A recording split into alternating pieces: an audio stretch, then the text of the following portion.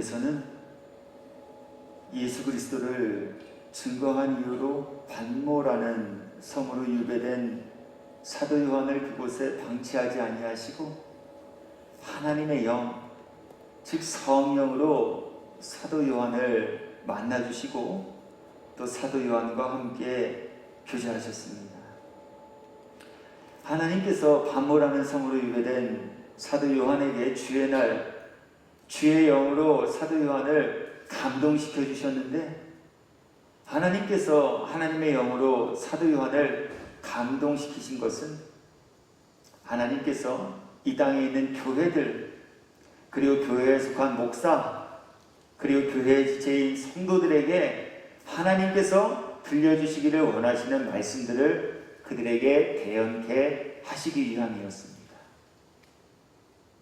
그래서 이 땅의 모든 교회를 대표하는 소아시아에 있었던 당시 7개 교회들에게 주님은 사도 요한을 통해 편지하게 하셨고, 주님이 기재케 하신 그 내용들을 각 교회에 발송케 하셨습니다.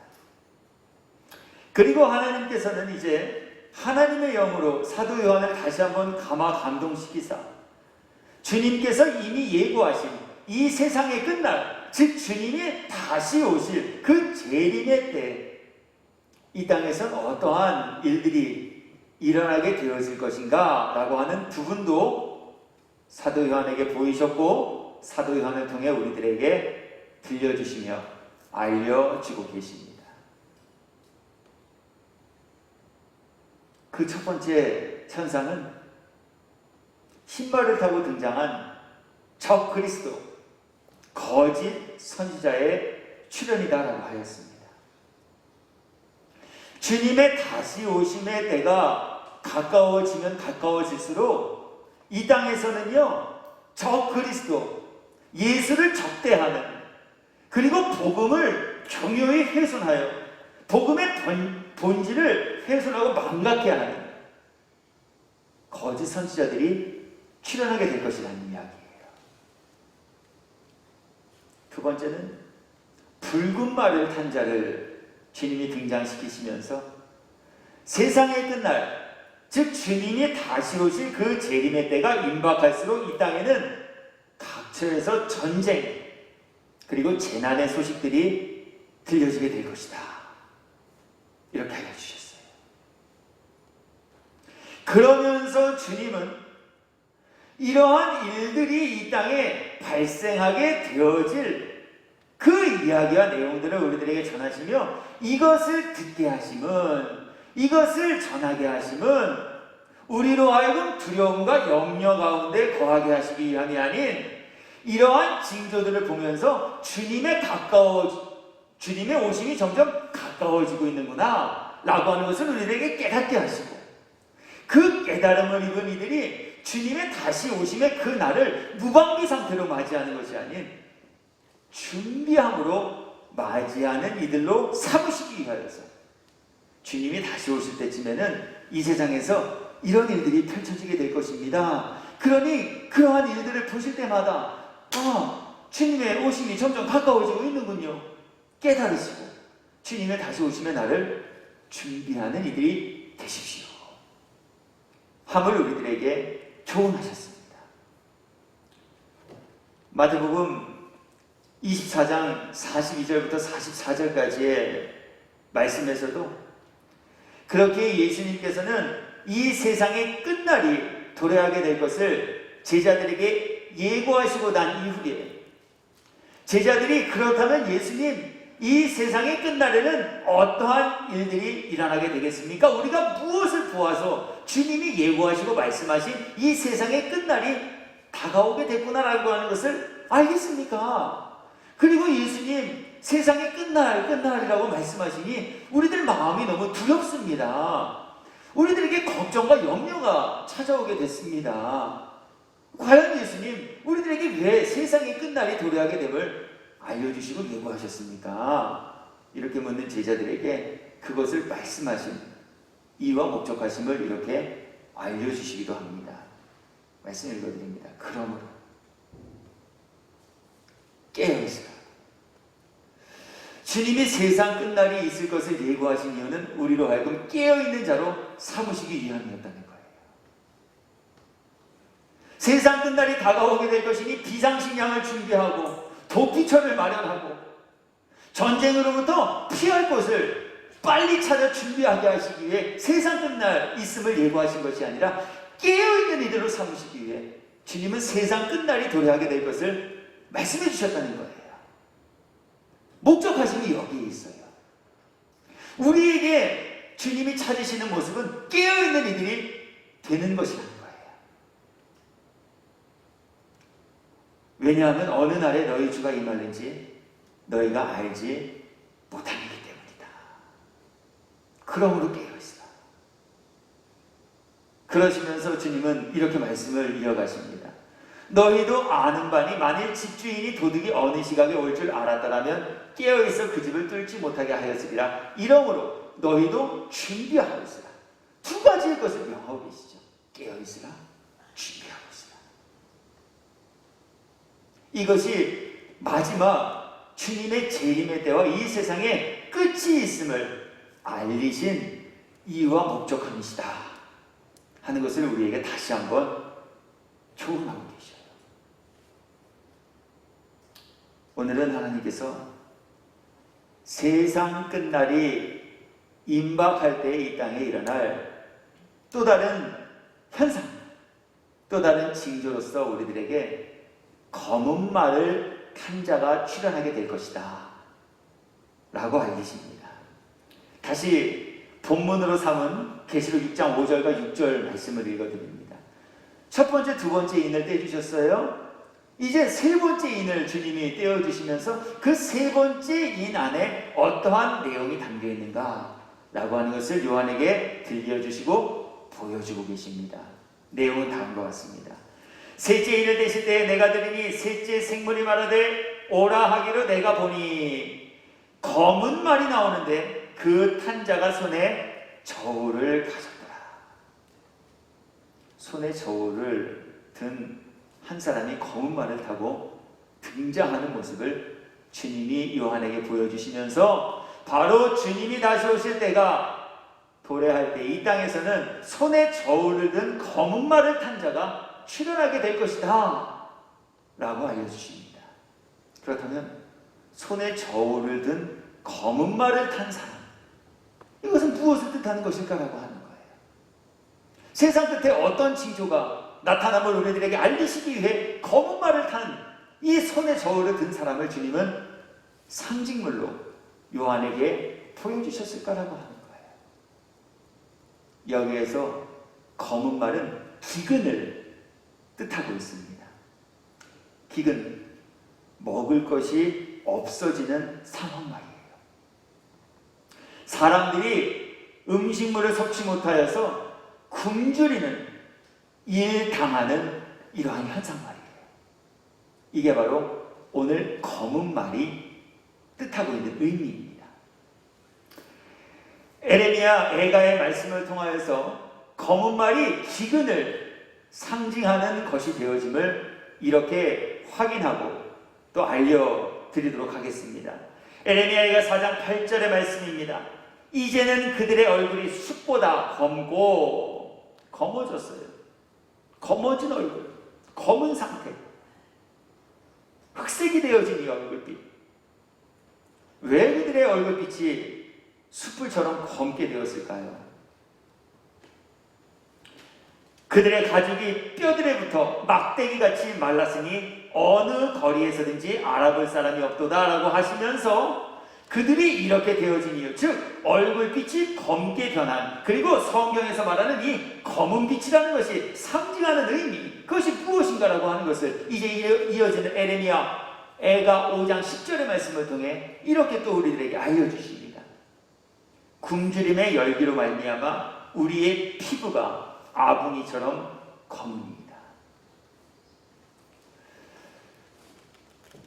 정리하자면 세상 끝날, 즉 주님이 다시 오실 때가 가까워질수록 이 세상은 기근으로 인하여 피해를 입고 기근으로 인하여 많은 사람들이 고통과 고난을 받게 되어질 것이다 예고하고 계셔요. 또 검은 말이 기근을 상징하고 있는 것이라면 검은 말을 탄 자가 손에 저울을 들고 있다라고 하셨는데, 이 손에 저울을 들고 검은 말을 탄 자가 뜻하는 것은 이 세상에 주님의 다시 오심이 가까워질수록 경제적인 곤란과 곰핍해지는 상황들이 더욱더 많이 나타나게 되어질 것을 뜻하고 있는 말씀이네요.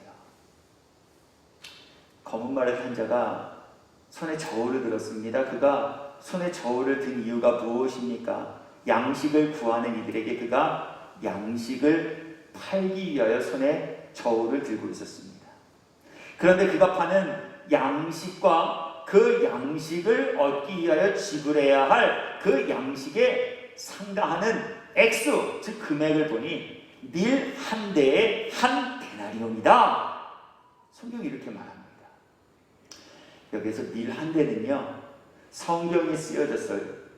그때 고대 근동에서 성인 남성이 하루에 섭취해야 할 음식물의 총량을 뜻하고 있는 거예요.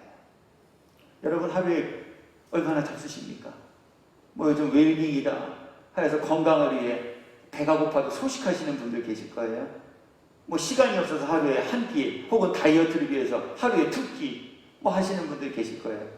우리 이런 것 말고요, 그냥 사람이 평균적으로 하루에 건강과 이 육신을 유지하기 위해 섭취해야 할 그 음식물의 양, 그것이 바로 밀 한 대라는 거예요. 그런데 이 밀 한 대 값이 얼마라고요? 한 데나리온이래요. 즉 자신이 섭취해야 할 이 음식물, 하루 동안 육신을 보존하기 위해 섭취해야 할 그 음식물을 얻기 위해 제공해야 할 재화, 즉 액수가 한 데나리온이래요. 여기서 데나리온은요, 당시 노동자가 하루 동안 나아가서 밖에 나가 노동을 하면서 벌 수 있는 하루치의 일당이에요. 무엇을 뜻해요? 하루 벌어서 고작해야 자기 하루 먹을 끼니 양식을 구할 수밖에 없는 지경과 상황이 도래하게 될 것이라는 거예요. 나 하나 벌어서 나 하나 먹고 살면 되지, 뭐 그렇게 큰 염려할 일인가? 그러나 여러분 생각해 보십시오. 나 하나 벌어 나 하나 잘 추스리며 사는 것, 잘하는 일일지 몰라요. 그러나 사람 사는 게 어찌 그러합니까? 내가 벌어 내 가족을 부양하기도 하고, 내가 벌어 내 자식들을 양육해가는 일도 우리는 하면서 살아야 하는 존재예요. 그런데 자신이 하루 동안 나가서 열심히 일해서 번 돈이 고작 그 번 돈으로 자기 하루 먹을 양식밖에 살 수 없는 그러한 값어치밖에 얻지 못하게 되는 일들이 주님 재림의 때가 다가올수록 이 땅에서 일어나게 될 것이라 주님 예고하고 계셔요.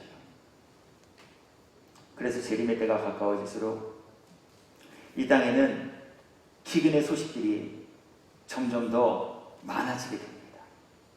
그래서 주님의 때가 가까워질수록 실업자가 많아지고 설상가상으로 식량의 부족으로 인하여 굶어 죽어가는 사람들의 비극적인 소식들이 더 많이 들려지게 될 거라는 이야기예요.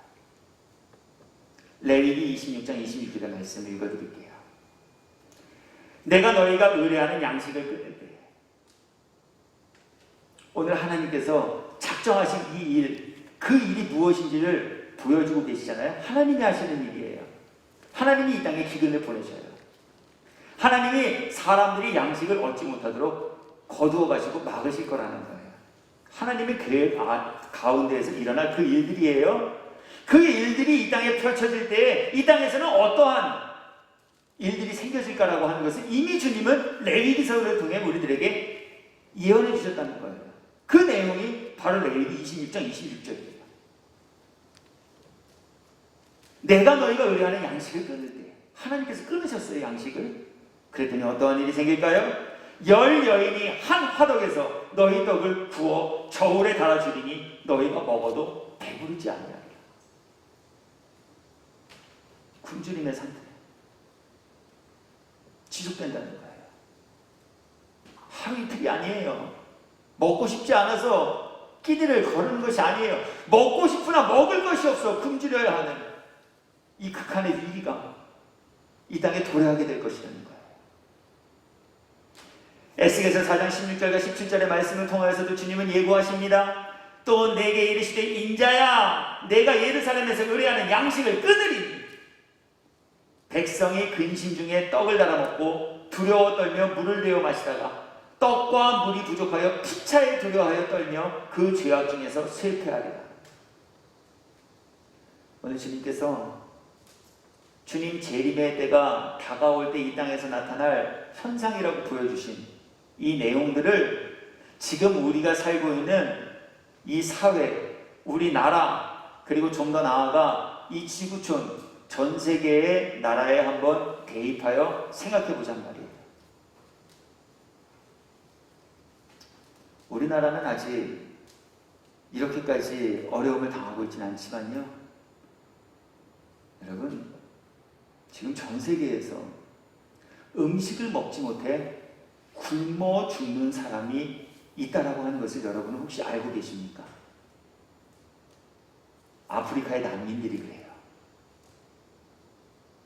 그래서 각종 구호단체에서 그 불쌍한 아이들 가서 촬영해서 이 아이들 도와주자라고 광고하잖아요. 뼈밖에 남지 않았어요. 영양실조로 생명을 유지하는 일이 언제까지 지속되어질지 기약까지 못하고 살아가는 이들이 지금 전 세계에 얼마나 많이 있는지 알 수 없다는 얘기예요. 전 세계로까지 눈 돌릴 필요 있나요? 우리와 한민족, 그러나 분단의 비극으로 인하여 지금 우리가 다른 사상과 이념을 가지고 살고 있는 저 북한에 있는 우리의 동포들 한번 보시죠. 벌써 몇 년 전에 먹을 것이 없어서 아이들이 음식물이 버려진 그 쓰레기통을 뒤져서 거기에 있는 음식물로 배를 불린다는 소식을 저는 뉴스를 통해 접했어요. 근간에 우리나라가 인도적인 차원에서 그렇게 북한에 있는 주민들 돕고자 쌀 많이 보내주자 이러한 일들 하고 있잖아요. 우리나라도 어려운 분들이 계셔요. 그러나 우리보다 더 어려운, 정말 먹을 것이 없어서 먹지 못해 굶어 죽는 이러한 분들이 지금 우리가 살고 있는 이 땅, 이 지구촌, 우리 주변에도 산재하고 있다는 얘기예요. 뿐만 아닙니다. 지금 전 세계적으로 부가 편중되는 현상들이 도드라지게 발생하고 있습니다. 가진 분은 더 많이 가져요. 없는 분들은 점점 더 어려워져요. 인간의 가장 기본적인 것들까지도 해결할 수 없을 만큼의 빈곤자들이 지금 발생하고 있다는 얘기예요. 얼마 전 저 가슴이 너무 아팠어요. 우리 주변에 지역에서 있었던 한 일. 딸 자식이 생일을 맞이했는데 그 딸아이가 원하는 피자 한 판 그거 사주려고 통장 잔고를 보았더니 570원이 남아있더래요. 570원으로 피자를 어떻게 사줘요? 눈에 넣어도 아프지 않을 그 자녀를 위해 피자 한 판 사줄 수조차 없는 그 빈곤층들이 우리가 살고 있는 우리 지척과 우리 주변에도 존재하고 있다는 얘기예요. 양질의 일자리는 점점 사라져가고 있습니다.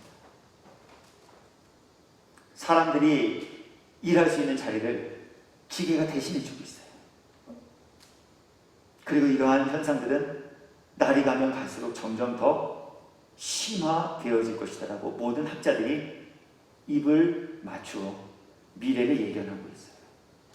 그런데 이 모든 현상들은 어쩌다 발생한 것이 아니라 바로 이 모든 현상들은 주님이 다시 오실 때가 가까워짐을 우리 모두에게 알게 하시기 위하여서 하나님께서 우리들에게 보내주시는 사인들이다라고 오늘 주님이 그것을 우리들에게 알리고 계신 거예요. 사회주의가 병들게 한 것이 아니라 어떠한 이념과 사상과 정치인과 편중되어진 이들의 조작과 음모로 인하여서 이 세계가 이렇게 혼란스럽고 어지럽게 되어진 것이 아니라 주님 이미 말씀하셨잖아요. 내가 이 예루살렘에서 양식을 끊으리니. 주님이 모두 작정하시고 주님이 모두 행하시는 일들이라는 거예요. 그리고 주님이 이러한 일들을 행하시는 이유와 목적함을 이러한 현상들을 보면 우리가 이것이 주님이 말씀하신 세 번째 검은말 탄 자의 등장으로 나타나는 현상이구나. 주님 다시 오실 때가 점점 가까워지는구나 하는 것을 주님이 우리 모두에게 깨닫게 하시기 위해, 그리고 깨달으며 준비하게 하시기 위해 이러한 일들을 보이시고 또 우리 모두에게 알게 하여 주고 계시다는 겁니다. 그렇다면 오늘 주님은 세 번째 검은 말을 탄 자의 등장, 즉 기근, 그리고 경제적인 어려움, 이러한 현상들이 나타남을 목도할 때 말씀 앞에 선 성도는 어떠한 준비를 하는 이들이 되라 명하고 계실까라고 하는 거예요. 무엇을 준비하게 하시기 위해 주님은 또 이러한 징조들을 이 땅에 펼쳐 부여내실까라고 하는 것이죠. 저는 이제 성경을 통해서 크게 세 가지 검은 말 탄 자의 출현을 볼 때 성도가 준비해야 할 것, 그것 무엇인지를 이제 함께 살피고 생각하면서 은혜를 나누려고 합니다. 먼저 주님은 검은 말의 출현으로 인하여 기근이 이 땅에 창궐게 되고 경제적으로 어려움을 당하는 일들이 점점 우리 주변에서 많아지고 또 내가 그러한 일을 당하게 되어질 때에 천국에 대한 확신과 소망을 더욱더 굳건하게 세우는 일을 하라 명하고 계십니다. 오늘 주님이 예고하신 이 징조는요, 우리 사람의 마음을 즐겁게 하기보다는 두렵고 염려하게 해요. 기분 좋으세요? 이 땅에 먹을 게 없어지는 때가 오게 될 것이라는데 그 얘기 듣는데 할렐루야 아멘, 주님 빨리 그런 일 좀 있게 해주세요. 우리 이런 마음 가지실 분 없어요. 사실 저도 오늘 말씀을 대언하기 위해 이 말씀 준비하면서 말씀 앞에 섰을 때 마음에 근심이 생겼어요. 나 하나쯤은 어떻게 굶으면서 살 수 있겠지만 내가 내 식솔들을 만약 이러한 기근의 때가 온다면 어떻게 나 먹여 살려야 되지? 지금이라도 화전을 읽어서 농사기술을 배워서 어떻게든 밥 한 끼라도 먹이게 가장으로서의 역할을 감당해라. 그래도 품위를 유지하며 그래도 내가 내 육신 하나를 평안하고 평화로우며 또 안정적으로 살아갈 수 있게 하는 이 재정적인 지원이 다 끊기게 되어지면, 빈털터리가 되면, 아무 거리와 소득을 얻지 못하게 되면 나 어떻게 살아가지? 걱정이 됐어요. 저도 염려가 됐어요. 아마 이 말씀을 받은 모든 사람들에게 그러한 마음이 동일하게 찾아왔을 것이 분명합니다. 그래서 주님은 마지막 때가 도래함을 예고하시고 마지막 때 이러한 일들이 나타나게 될 것이라는 것도 알려주신 이후에 이 말씀을 들은 이들 모두가 이 말씀 때문에 두려워하기보다는 잠시 잠깐 먹을 이 땅에 대한 소망과 미련을 이제 점점 더 내려놓고 우리의 영혼이 영주할 그 천국에 대한 확신과 소망을 더욱더 굳건하게 세우며 붙잡는 이들이 되라 명령하고 계신 겁니다.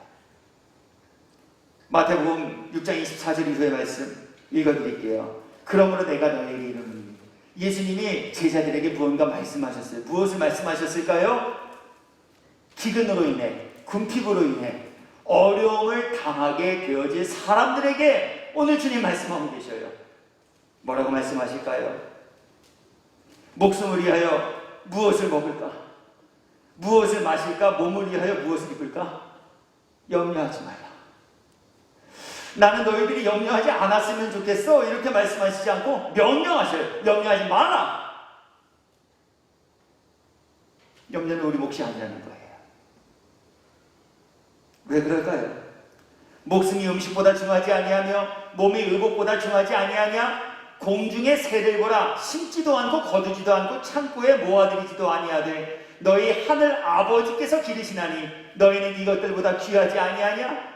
너희 중에 누가 염려함으로 그 길을 한 자라도 더 할 수 있겠느냐? 또 너희가 어찌 의복을 위하여 염려하느냐? 들의 백합화가 어떻게 자라는가 생각하여 보라. 수고도 아니하고 길쌈도 아니하느니라. 그러나 내가 너희에게 말하노니 솔로몬의 모든 영광으로도 입은 것이 이 꽃 하나만 갖지 못하였느니라. 오늘 있다가 내일 아궁이에 던져지는 들풀도 하나님이 이렇게 입히시거든 하물며 너희일까 보냐. 믿음이 작은 자들아. 그러므로 염려하여 이르기를 무엇을 먹을까 무엇을 마실까 무엇을 입을까 하지 말라. 이는 다 이방인들이 구하는 것이라. 너희 하늘 아버지께서 이 모든 것이 너희에게 있어야 할 줄을 아시느니라. 그런즉 너희는 먼저 그의 나라와 그의 의를 구하라. 그리하면 이 모든 것을 너희에게 주시리라. 아멘. 믿어지는 은혜가 저와 여러분에게 있기를 주의 이름으로 축복합니다. 주님의 말씀이에요. 주님의 명령이에요. 보시기 바라요. 저와 같이 믿음이 적은 이들이 있었어요. 말씀을 들으니까 걱정이 돼요. 야, 기근의 때가 와. 뭐 먹고 살지? 야, 경제적인 궁핍함이 찾아와. 나 어떻게 살지? 근심했어요. 염려가 생기기 시작했어요. 뭐 입지? 뭐 마시지? 뭐 먹지? 어디에 살지? 뭐 타지? 주님 단호하게 말씀하시죠. 염려하지 말라. 그리고 너희는 먼저 우선순위가 있음을 알려주셔요. 일하지 말라는 게 아니에요. 무의도식할 수 있게 주님이 모든 거 다 공급해 주시겠다는 얘기도 아니에요. 주어진 자리에서 최선과 열심을 다하며 살아내야 해요. 그러나 우리 인생의 목적, 우리들이 살아가는 삶의 이유, 그것이 무엇인지 말씀 앞에 재정비해보라 명하고 계십니다. 예수님을 믿는 믿음을 가진 이들의 구별됨이 무엇인지를 주님이 오늘 이 한 구절을 통해 우리들에게 보여주고 계셔요. 성도로서의 가장 합당한 증거가 성경책을 끼고 주일에 교회에 오는 것이 아닌 먹을 것이 없어졌을 때, 입을 것이 없어졌을 때, 기거할 것이 없어졌을 때 무엇을 위하여 구하고 기도하는가에 있는가라고 하는 것을 우리 주님이 오늘 우리에게 보여주시는 말씀입니다. 이거 다 이방인들이 구하는 거래요. 예수 밖에 있는 사람들은 그런 거 구한대요. 그런데 예수 안에 있는 이들은 이러한 일을 당해도 주님이 입히시고 주님이 까마귀를 통하여서도 공급하시고 주님이 일용할 것으로 허락하신 날 동안 나의 생명을 유지할 수 있도록 채우실 분이심을 믿는 믿음 안에서 오히려 어려움이 다가올 때 아, 주님의 다시 오실 날이 가까워졌구나. 그러니 뭐해요? 그의 나라. 그러니 주님의 날이 가까워지면 볼수록 그의 의를 구하는 간구를 올려 드리게 되어질 수밖에 없음을 오늘 우리들에게 교훈하십니다. 그렇다면 말씀 앞에 우리는 과연 어떠한 믿음을 가지고 어떠한 간구의 내용을 가지고 오늘 믿지 아니하는 이들까지도 말씀하고 일컫는 이 시대를 살아내고 있는가? 오늘 주님 우리 모두의 믿음의 모습과 현주소를 이 말씀을 통해 질문하시며 두드리고 계시다라고 하는 거예요. 천국과 지옥이 있음이 믿어지는 이 은혜가 오늘 말씀을 배워나고 말씀을 나누는 자리에 참여한 여러분 모두에게 더욱더 강력하게 임하여 뿌리내리고 굳게 세움받게 되어지기를 주의 이름으로 축복합니다. 천국이 있음이 믿어져야 그의 나라를 구하지요. 믿어지지도 않는데 어떻게 구해요? 천국과 지옥이 있음이 믿어져야 지옥 가지 않고 천국 가기 위해 믿음 잘 지키며 신앙인의 길을 걸어갈 수 있는 것 아니겠어요? 이 땅에서의 삶이 끝이라고 생각한다면 이 땅에서 잘 먹고 잘 사는 일에만 더 집중할 수밖에 없는 것 아니겠어요? 주님은 오늘 이것을 믿으라고 우리들에게 말씀하셔요. 예비된 천국이 있음을 믿는 믿음까지가 말씀하셔요. 자녀들을 양육하시고 자녀들을 사랑하시며 자녀들을 들풀보다 귀히 여기시는 여호와 하나님의 은혜와 사랑을 입으며 살기에 합당한 주님의 자녀가 되라 말씀하셔요. 두 번째, 검은 말의 징조들이 이 땅에서 현상으로 나타나 보일 때 주님은 우리들에게 자족하는 마음 소유하라 하십니다. 먼저 말씀을 읽어드립니다. 디모데전서 6장 6절부터 10절입니다. 자족하는 마음이 있으며 자족하는 마음을 소유한 이도 있고 자족하는 마음을 소유하지도 못한 이들이 있음을 내포하시는 구절이에요. 그래서 자족하는 마음을 가진 사람은 이렇게 자족하는 마음을 가진 사람에 대하여서 그 특징을 우리들에게 알려주며 보이고 계셔요. 자족하는 마음이 있으면 경건은 큰 이익이 되느니라 하시면서 그렇다면 경건에 큰 이익이 되는 이 자족하는 마음, 모두가 어려움과 궁핍함 속에 거할 때라도 그 궁핍함과 어려움 속에서도 만족하며 불평과 원망치 않을 이 자족하는 마음, 그 마음은 과연 어떠한 마음인가? 라고 하는 부분에 관해서 이제 이렇게 소개합니다. 우리가 세상에 아무것도 가지고 온 것이 없음에 또한 아무것도 가지고 가지 못하리니 우리가 먹을 것과 입을 것이 있은즉 족한 줄로 알 것이라. 부하려 하는 자들은 시험과 올무와 여러 가지 어리석고 해로운 욕심에 떨어지나니 곧 사람으로 파멸과 멸망에 빠지게 하는 것이라. 돈을 사랑함이 일만하게 뿌리가 되나니 이것을 탐내는 자들은 미혹을 받아 믿음에서 떠나 많은 근심으로써 자기를 찔렀도다. 이 자족하는 마음은요, 하나님은 신실하시고 공의로우시며 우리 사람을, 특히 나를 창조하신 분이심을 믿는 믿음에서 출발해요. 하나님 나를 지으셨어요. 나를 지으셨기에 하나님 내가 어떠한 존재인지 너무나도 잘 아셔요. 무엇을 주면 만족하고 무엇을 주면 그 준 것으로 인하여 시험에 걸려 넘어질지 주님은 나보다 나를 더 잘 아셔요. 그런데 우리는 가끔 착각하지요. 나를 지으신 주님보다 내가 나를 더 잘한다고 생각해요. 그래서 주님께 요청하지요. 너무나도 뻔뻔하게, 주님 나 이거 주시면 정말 잘해볼게요. 주님 나 이것만 주시면 나 정말 잘할 수 있을 것 같아요. 그게 우리 모습이에요. 많은 것들을 주님께 요구하고 청구합니다. 그것이 마치 믿음의 큰 업적을 쌓는 일인 양 착각하면서 말이에요. 대단한 기도를 하나님께 올려드리는 것인 양 착각하면서 말이에요. 그러나 주님, 우리 너무 잘하셔요. 이거 주면 걸려 넘어지는 일을 만나게 되어질 것도 주님은 알고 계셔요. 그래서 주님은 사랑하는 이들에게 그가 시험에 걸려 넘어지지 않게 하시기 위하여 주님이 사랑하는 자를 위하여 주시기로 작정한 것들을 그에게 주셔요. 그래서 나를 잘 하시는 주님은 나와 제일 잘 맞는 50억 중에 한 명을 나의 아내로 삼아주셨어요. 주님은 나를 너무나도 잘 하시기에 나와 가장 잘 맞는 남편감을 50억 명 중에 한 명으로 찾아 짝지어 주셨어요. 이거 믿는다면 우리 남편 때문에 아내 때문에 불평할 이유 없어요. 하나님이 짝지어 주신 것을 믿는 믿음을 가진 부부가 됐다면 무엇 때문에 불평해요? 왜 원망합니까? 나보다 나를 더 잘하시는 주님께서 내 허락받은 인생의 분량 가운데 얼마만큼의 재능과 물질과 학식과 목회의 장을 채워주시고 그것을 이끌어가며 이루어가게 하실지 그 모든 것을 관할하시고 관장하시며 역사하시는 분이 되어주심을 믿는 믿음을 가졌다면 우리 내게 주신 것으로 인해 늘 자족하며 기뻐하고 감사할 수 있어요.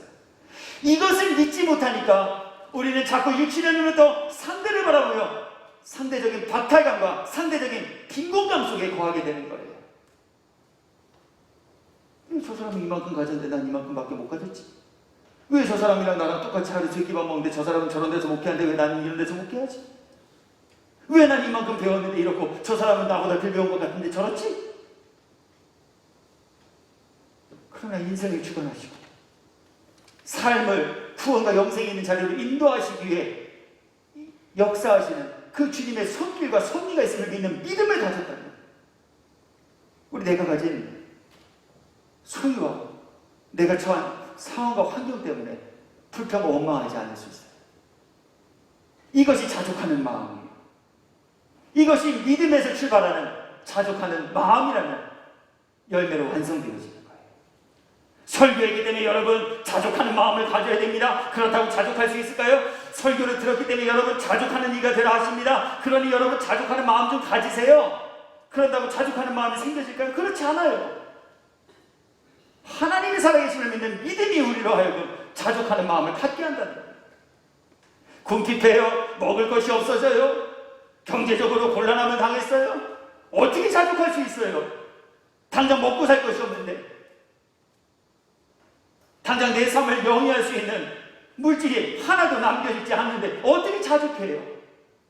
그러나 이 모든 일을 통하여 나를 나되게 하시라는, 고난과 역경을 통하여서도 나를 단련시키는 일을 행하시는, 모든 일이 한 명께 선을 이루시는 하나님, 나의 나됨을 알고 내게 있어야 할 것들로 부족함 없이 채우시며 나를 쉴만한 물과 푸른 주장으로 인도하실 여호와 하나님의 되심을 믿는 믿음, 원수의 목전에서 내게 상함을 푸시고 나를 위로하시며 나를 높이실 그 거룩한 은혜의 자리로 세우실 여호와 하나님의 되심을 믿는 믿음이 바로 오늘 주님이 오늘 요청하신 이 자족하는 마음을 갖게 하는 힘과 능력임을 우리들에게 알리시며, 우리 모두가 이 믿음을 가진 목사가 아닌 믿음의 사람, 이 믿음을 가진 교인이 아닌 성도가 될 것을 우리 모두에게 명하고 계십니다.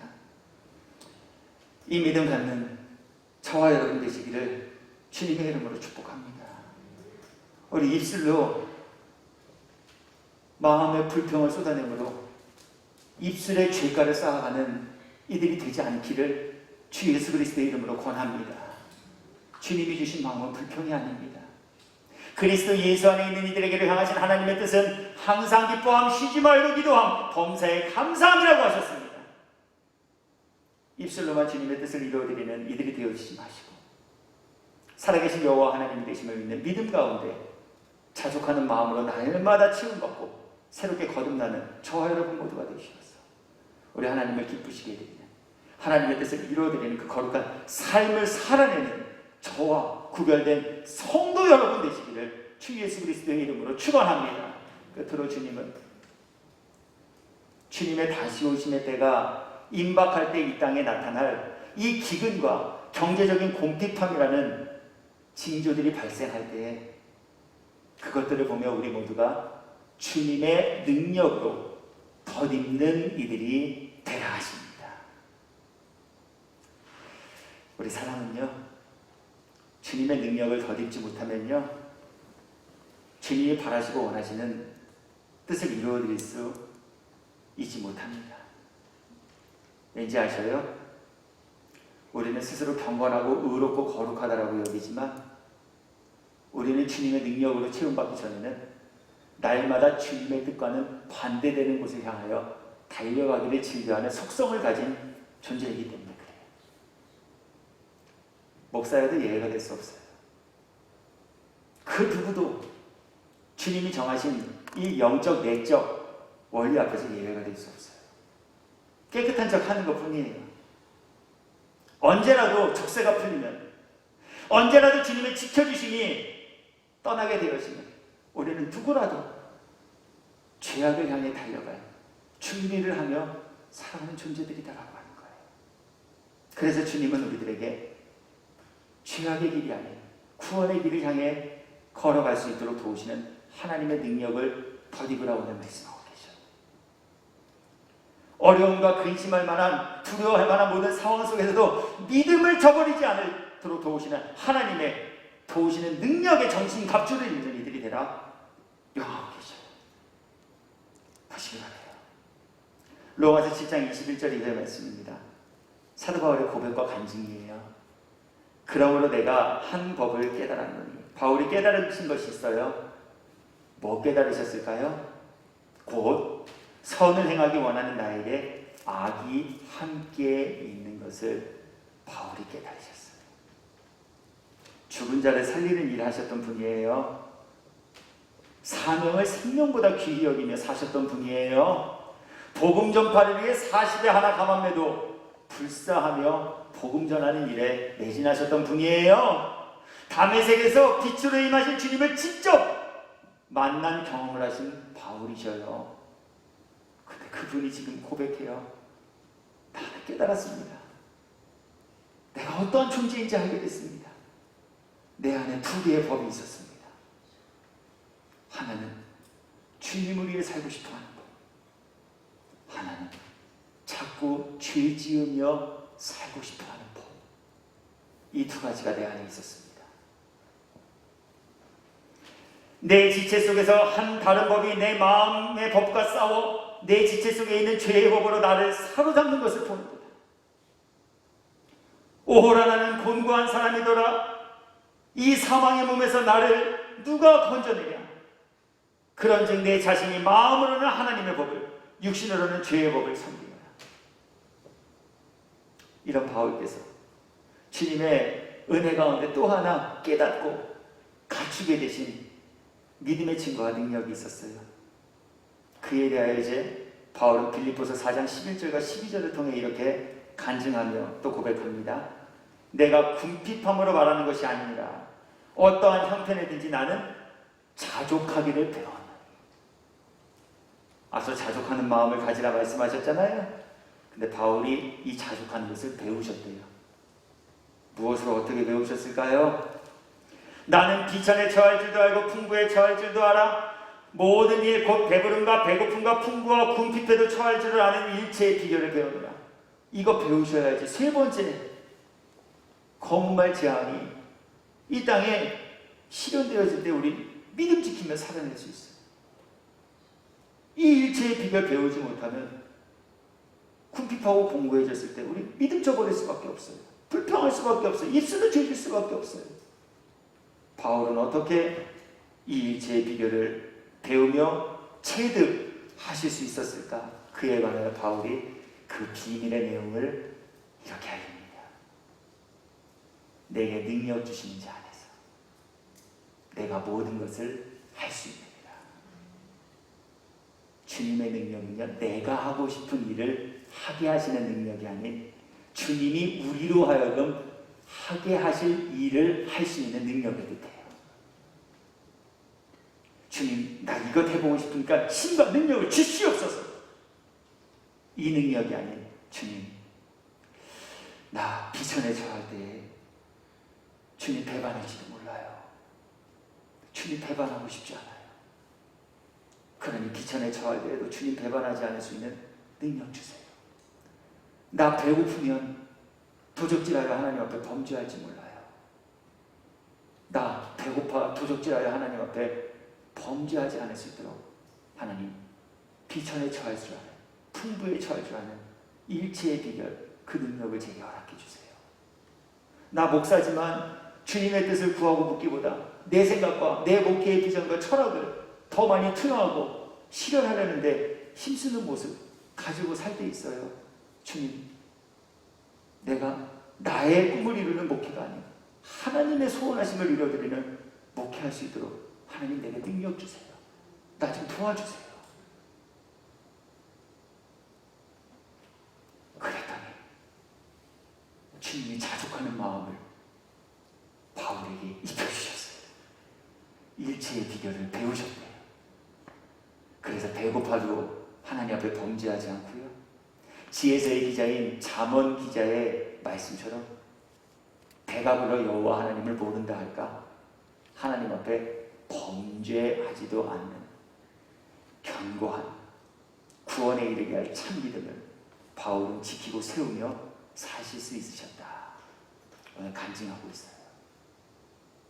오늘 이 능력이 저와 여러분 모두에게 임하여 역사되기를 주의 이름으로 축복합니다. 그래서 우리도 바울처럼 주님 앞에 섰을 때 주님 어려웠어요. 힘들었어요. 그런데 주님이 주시는 능력 안에서 나 비천에 처할 줄도 알았어요. 나 풍부해도 하나님 앞에 뒤지지 않을 수 있었어요. 나 일체의 비결을 주님 배움받게 하셨어요. 믿음 잘 지키며 구원의 길을 향해 걸어올 수 있었어요. 주님 감사합니다. 감사로 제사 드리는 자 하나님을 영화롭게 한다 하셨습니다. 우리 작은 입술의 고백을 통해서도 하나님을 영화롭게 드릴 귀한 일들을 행하며 이루고 사시는 저와 여러분 모두가 되시어서 우리의 존재 자체가 하나님의 기쁨이요 우리의 행하는 모든 일들이 하나님의 큰 뜻을 이루어가는 소중한 모든 과정들로 세움받으며 이루어지게 되시기를 주 예수 그리스도의 이름으로 축원합니다. 말씀 정리해요. 준비하게 하시기 위함이래요. 오늘 세 번째 검은 말 출현 우리들에게 보이시며 믿음 세워가시래요. 하나님을 믿는 믿음 안에 자족하는 마음으로 날마다 공급과 채움 받으시래요. 채워가시래요. 그 일 할 수 있도록 도우시는 하나님의 능력 구하고 입으시래요. 무엇 구하고 계십니까? 하나님 밥 주셔서 감사합니다. 예수 그리스도의 이름으로 기도합니다. 하나님 내가 바라고 원하는 것대로 착착 꽂아주셔서 감사합니다. 예수 그리스도의 이름으로 기도합니다. 하나님 나 이거 한번 해보려니까 이것으로 채워주실 줄 믿습니다. 예수 그리스도의 이름으로 기도합니다. 여러분 뭐 구하고 계신가요 지금? 뭐 구하고 계신가요? 어떤 믿음 가지고 하나님 앞에 설 준비하고 계신가요? 너희는 먼저 그의 나라와 그의 의를 구하라. 자족하는 마음가짐 주님의 능력을 더 입으라. 한 주간 살아내시면서 말씀이 기억나는, 말씀이 깨달아지는, 말씀이 믿어지는, 말씀을 실천할 수 있는 은혜와 능력과 복 있고 사는 저와 여러분 모두가 되시어서 다음 주에 주님 앞에 서는 그때 더 많이, 더 크게, 더 높이 하나님을 기쁘시게 해드릴 믿음의 소식 가지고 주님 앞에 나아올 수 있는 저와 여러분이 되시기를 주 예수 그리스도의 이름으로 축복합니다.